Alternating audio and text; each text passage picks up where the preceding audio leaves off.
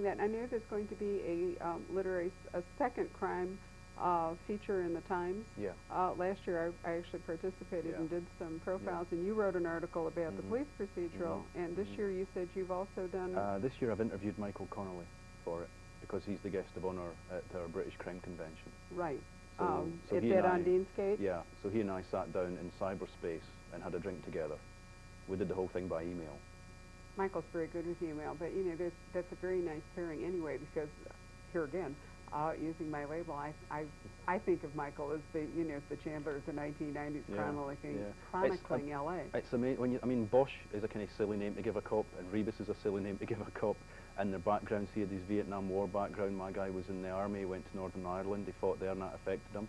And they're loner cops who always go up against the system. When you start going like that, I mean, Connolly's books and my books are very, very similar. There are a lot of parallels. I mean, you each have a distinctive voice and fully realized characters, and, you know, you were you and he is he. Nonetheless, I think there are some wonderful points in common, and I'm very pleased. I'm a manic Chandler fan. I've never been a Hammett fan, because for me, plot is not, you know, what drives the novel. I read more for character. Oh, well, Chandler, of course, you can pick up just for the sheer beauty of the prose. Well, you certainly can't pick him up for flawless plotting. I mean, even true. Chandler He didn't know who killed the that, chauffeur, you know, and the big sleep.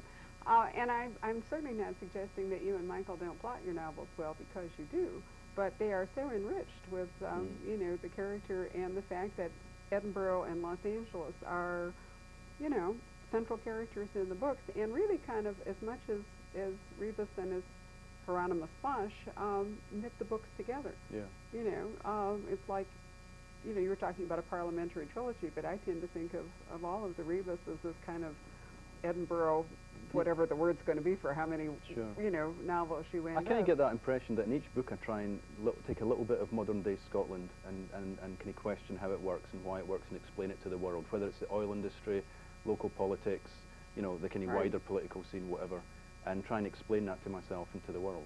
So each book sort of is part of a jigsaw. Well, you do an absolutely brilliant job. I wish we had time to talk about more of it. But well, we can go to the bar and talk about it a bit more later. I'm going to finish my latte.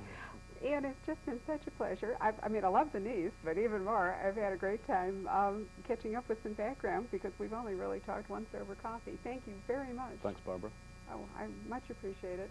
And I certainly thank every one of you for joining us on another episode of the Criminal Calendar.